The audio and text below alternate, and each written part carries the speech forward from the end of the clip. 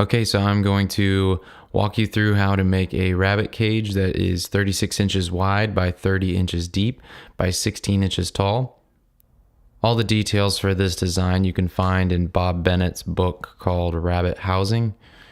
And the materials needed for this design is 1 inch by 2 inch welded wire mesh that is 36 inches wide. Then you'll also need 1/2 inch by 1 inch welded wire mesh that is 30 inches wide. You'll need some J-clips or hog rings. You'll also want to pick up something to keep the door closed once it's installed. Lots of different options to get for that. Also, you'll need a tape measure. You'll need heavy duty wire cutters. You'll need a 3 foot to 4 foot piece of 2x4. You'll need a hammer. You'll need the J-clip pliers, and you'll just need a regular set of pliers as well. First, you're going to cut the 1x2 wire mesh into a piece that is 62 inches long. That'll make a shape of 36 inches wide by 62 inches long. And then I use my foot to hold one side of it down while I measure towards the other side. And you'll want to measure 62 inches.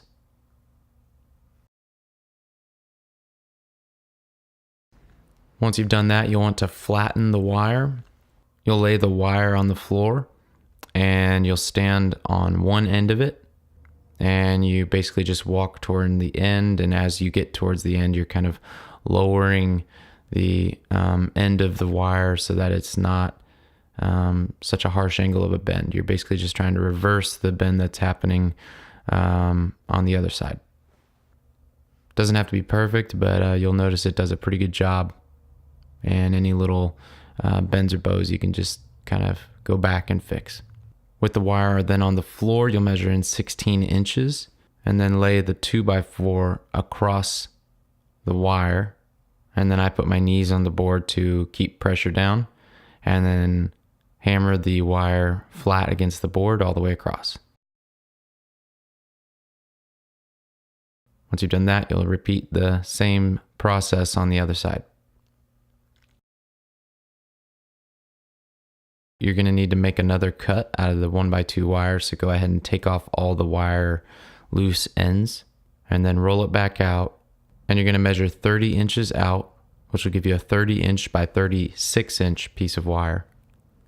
And once you've cut it all the way across, you're going to flatten it just like the previous step.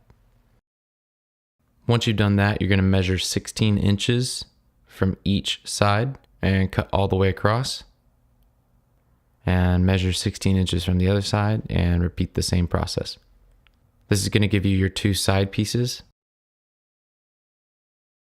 Once you've done that, you're going to lay all your pieces out on the floor and you're going to get your J-clips or your hog rings and your pliers for those. And you're basically going to fasten them together. It doesn't have to be super tight.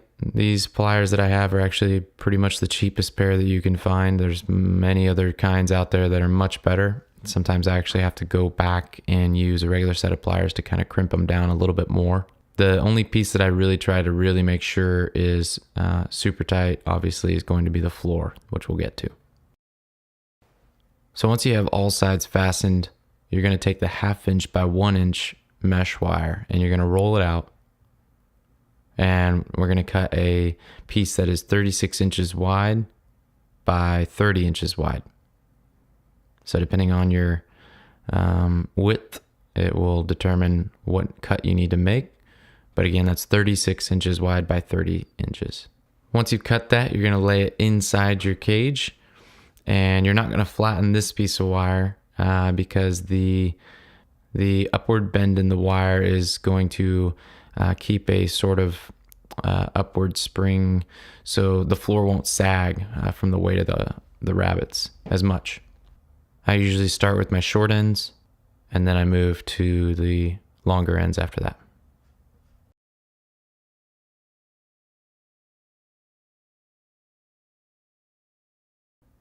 So right here, we are cutting the door. The recommendation for door sizes is to have the bottom of the doorway 4 inches above the bottom of the cage or the floor of the cage. Once you've measured 4 inches up from the bottom, you're going to cut 12 inches across and up 11 inches on each side. Another thing that I do is to get rid of the sharp ends around the doorway.